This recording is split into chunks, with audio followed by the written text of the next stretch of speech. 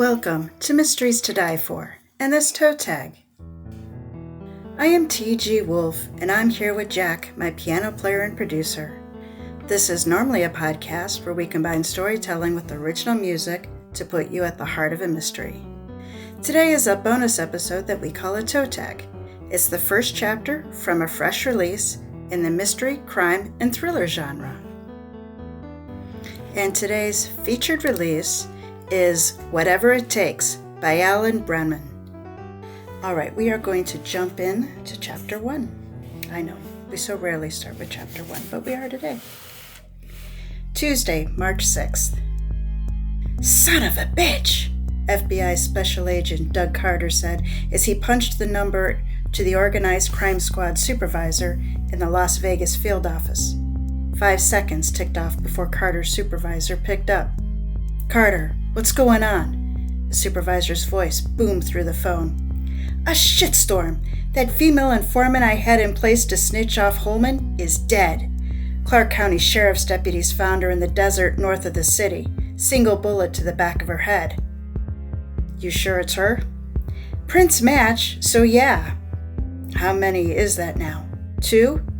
Yeah, 2. All mine, goddammit. There must be a mole somewhere in the program that is leaking the case and CI-related information to outside sources. What the hell is going on? All right, write up a report and put it on my desk today, the supervisor said. I'll contact the assistant special agent in charge to see what he wants to do. I'm certain he'll meet with the special agent in charge and FBI HQ and go from there. On Monday, March 22nd, the ASAC and the Organized Crime Supervisor met with Special Agents Wanda Truesdale and Donald Leary in a closed-door session at the ASAC's office. After giving them a limited briefing on the internal investigation, the ASAC informed them, "Your job now is to find a certain type of asset for this organized crime case." What kind of criteria are we to focus on? Leary asked. The deputy director has prioritized this investigation. He's authorized us to recruit an undercover officer from a law enforcement agency outside of Nevada. Why not one of our agents from another field office? Leary asked. The ASAC gave him a "what kind of dumbass question is that" look. Because the assignment may require an undercover operator to act as an exotic dancer. As we all know, HQ forbids female agents from such assignments.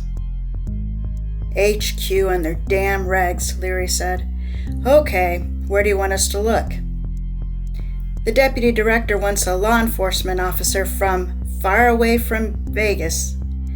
He strongly recommends you two find one who has never visited Vegas, who has sufficient undercover experience, attractive, and is physically fit. To quote him directly, make sure she has her shit together, because she will be our last opportunity to make a case on Holman, Benuzzi, and Krakow. Thursday morning, March 25th. Detective Kit Hanover, Detective Kit Hanover, a young woman of 25, tucked a tendril of her raven-colored hair behind her ear as she sat at an oval table in the FBI's Fort Worth Resident Agency conference room. Overhead lights bathed the room in a soft glow, casting shadows that danced along the walls. The Fort Worth chief of police sat next to her, sipping a cup of coffee while reading a report.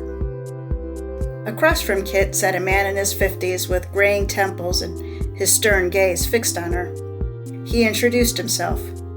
Detective Hanover, I'm Donald Leary, a supervisory special agent with the title of Undercover Coordinator.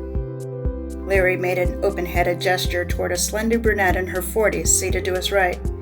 This is Special Agent Wanda Truesdale from our Las Vegas division. She serves as the division's undercover handler.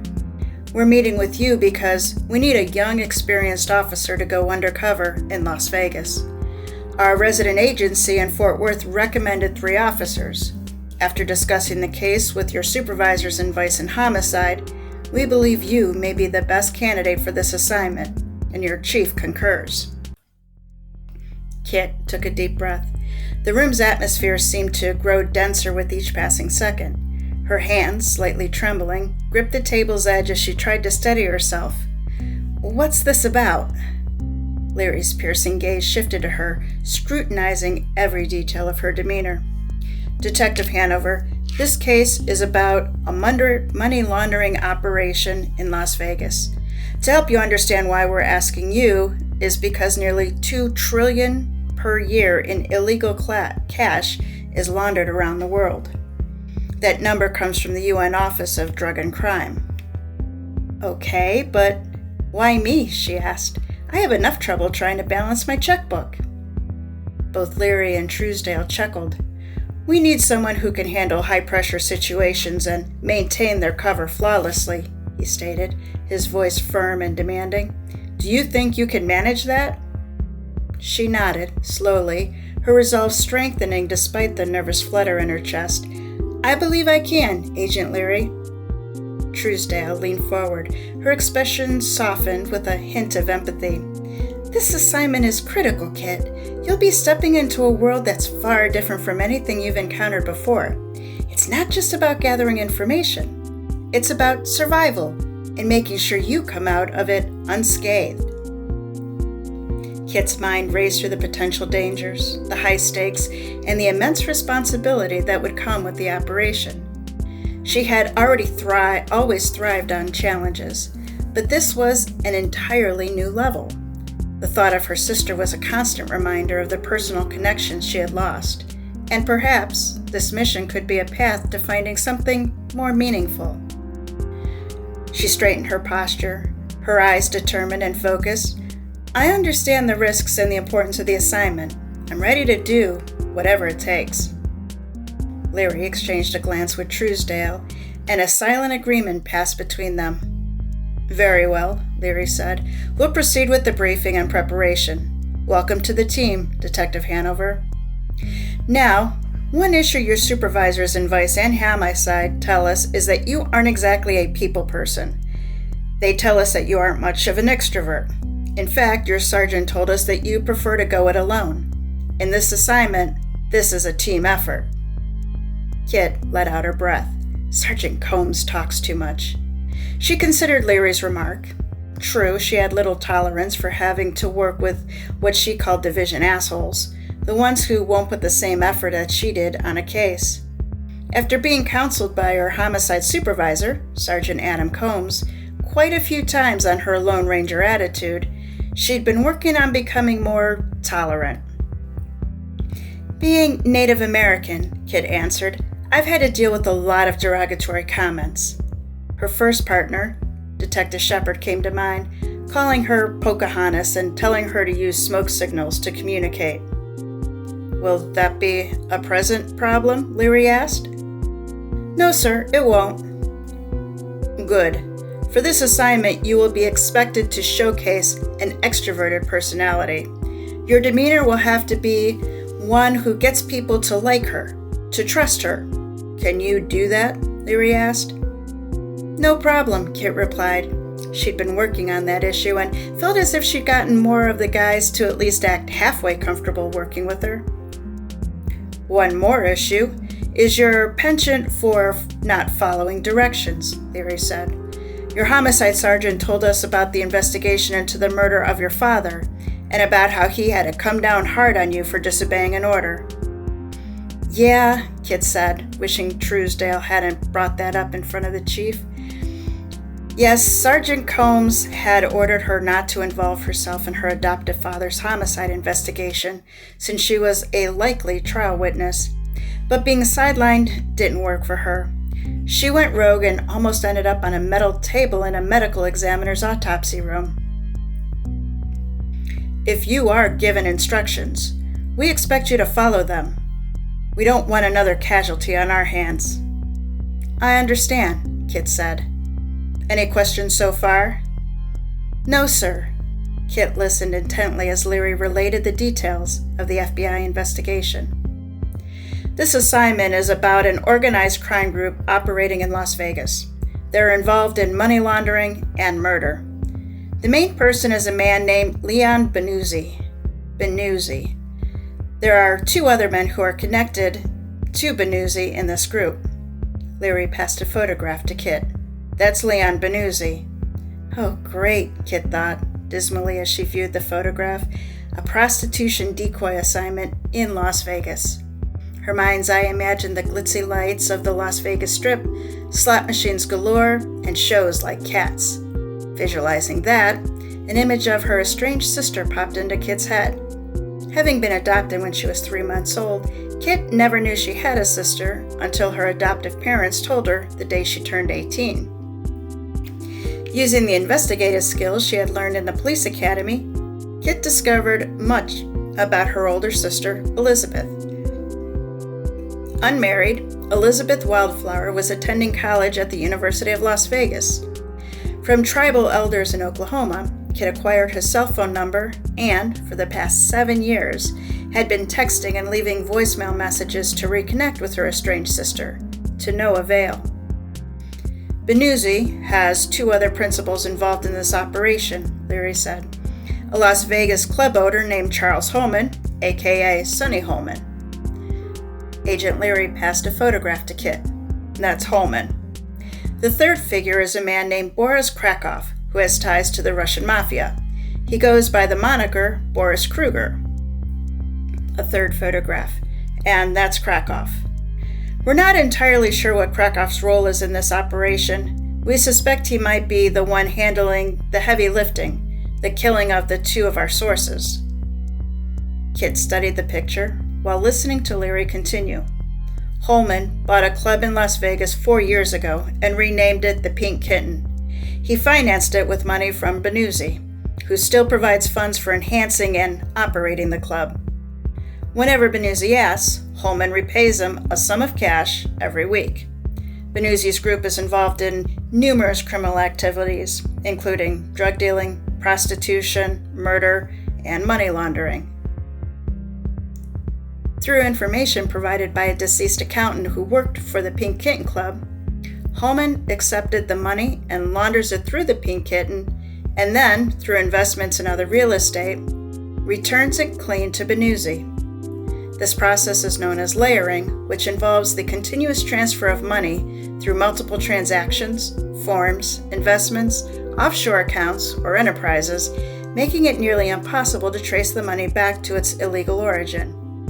He reported Holman meeting with Benuzzi at his mansion in the McDonald Highlands neighborhood. At this meeting, the 2 struck a deal to purchase and rebuild the Pink Kitten. Their information led us to open a case on Holman.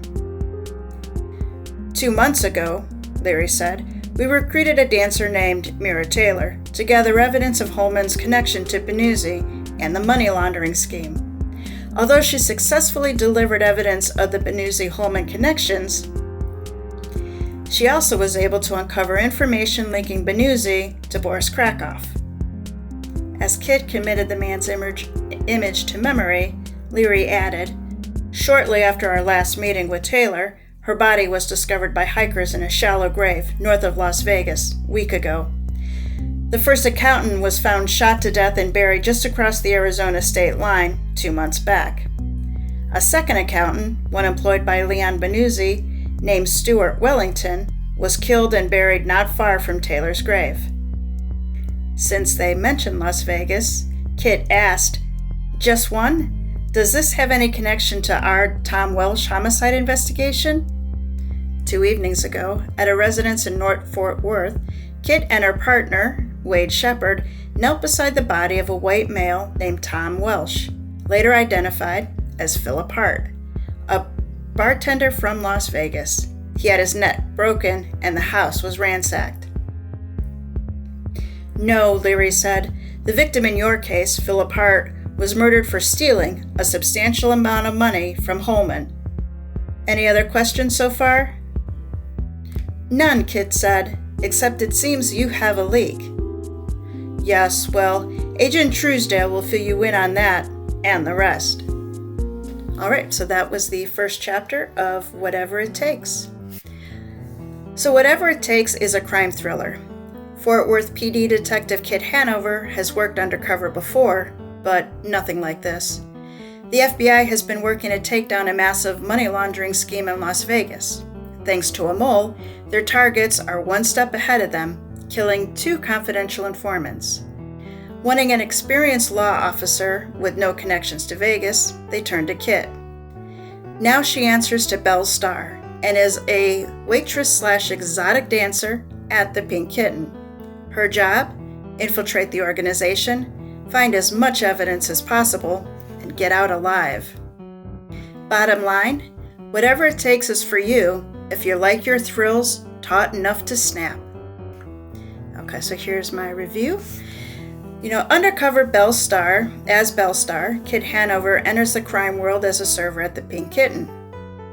Native American from the Comanche Nation, she catches the eye of her boss from day one. Soon she's on stage dancing, and Charles Sonny Holman's top moneymaker.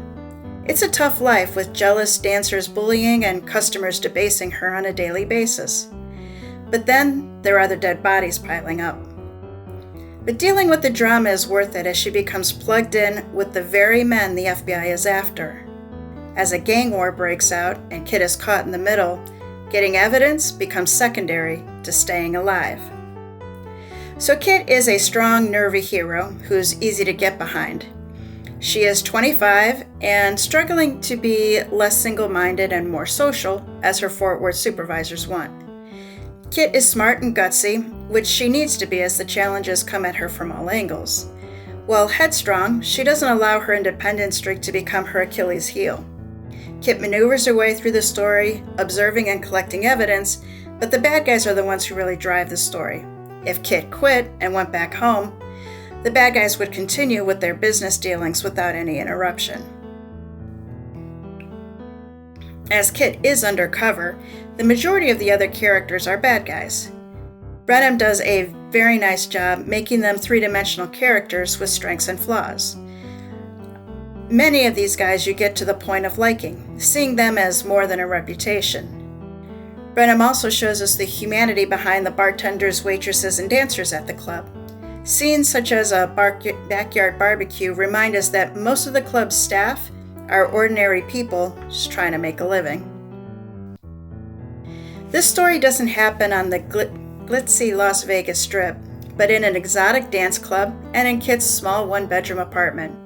It is unmistakably Las Vegas, just with the overall culture and the everyday ordinariness of these types of clubs. The logic of the main story, it holds up. In fact, it's fairly straightforward for a thriller. There are a couple side stories that I was left with a few questions, mostly if I'm right in figuring the resolution. Kit's actions are true to her character throughout. The ending was satisfying, maybe especially because it was different from where I thought the book was going to go when I was about halfway through. Fair warning that there are a handful of typographical errors, such as missing quotes or typos. The author is aware of it and that they made it through the editing round and he's working to address. If your copy should happen to have them and you spot them, give yourself a point. It's like finding a four-leaf clover. Whatever It Takes is of high entertainment value for readers who love hard crime. The tension is high right from the first page. I actually didn't read you the first page because it was a prologue. I binge read this book in 2 sittings, not able to close the book without knowing what happens next.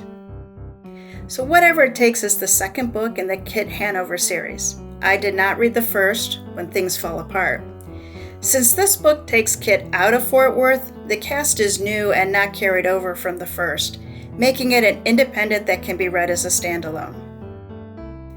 So Whatever It Takes is promoted by Partners in Crime and is available from Amazon and other online retailers.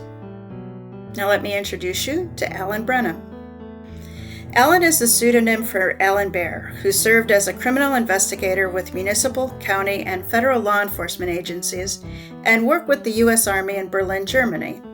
His employments took him halfway around the world, from Russia to the Middle East and across most of Europe.